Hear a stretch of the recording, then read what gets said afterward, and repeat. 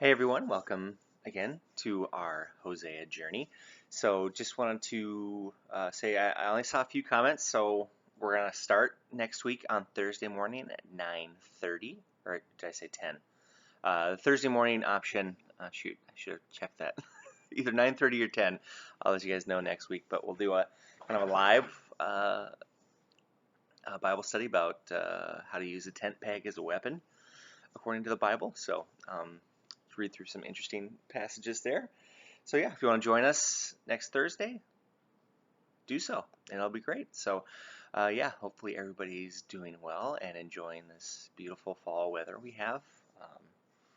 Yeah, I think after several months, it's interesting. I always anticipate kind of the seasonal change once I'm at the end of that season. Like I was really looking forward to summer, and now really looking forward to fall, and it's just yeah, it's kind of fun how that works. And Ramona, it's neat because she just loves like the seasons. She loves talking about them. Like yesterday, she was making plans and what we're gonna do for each season.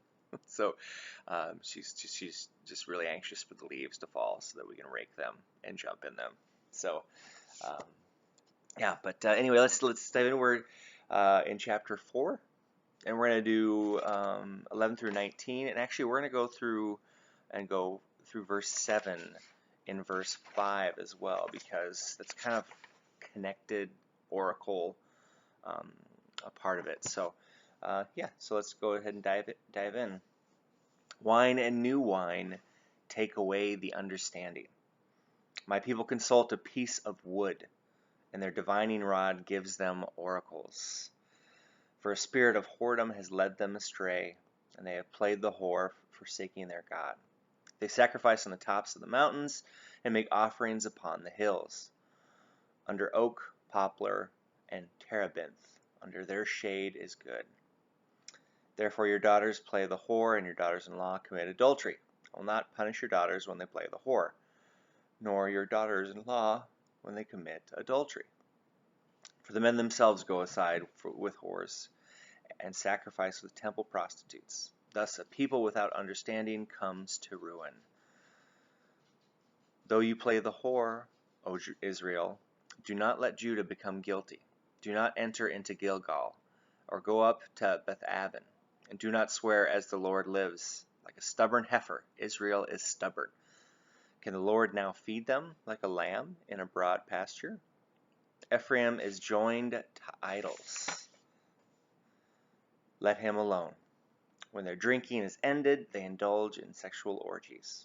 They love lewdness more than their glory, and the wind has wrapped them in its wings, and they shall be ashamed because of their altars. So again, just kind of continuing this, just kind of blasting of Israel. Like they've gone astray. They're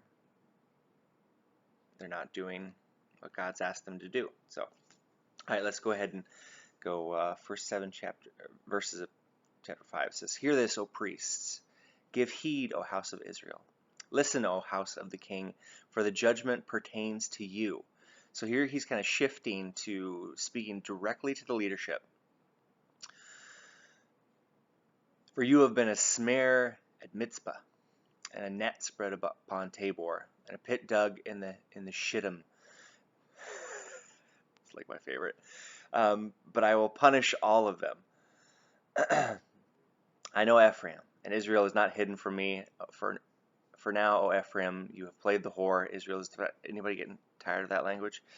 "Their deeds do not permit them to return to their God, for the spirit of whoredom is within them, and they do not know the Lord. Israel's pride testifies against him. Ephraim stumbles in his guilt. Judah also stumbles with them. With their flocks and herds they shall go to seek the Lord, but they will not find him. He has withdrawn from them. They have dealt faithlessly with the Lord. They have borne illegitimate children. Now the new moon shall devour them along with their fields." So again, Hosea, he's not painting a pretty picture. He's like, this is what's happening. You guys have gone way too far, and the Lord's gonna ignore you.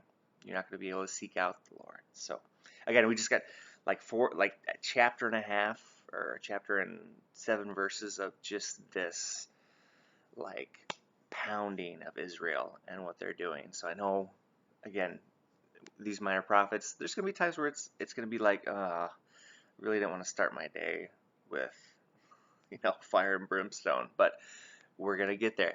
I think in chapter 15 or verse 5 of chapter 15, there's a little shift to the promise of God. So again, just be mindful that we're going through the process of judgment, condemnation to promise salvation. But yeah, let's say a word of prayer here.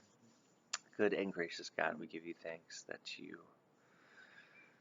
have spared us from judgment, from sin through your Son, that we have life in you. In Jesus' name we pray. Amen. Okay, take care, and we'll see you guys next week.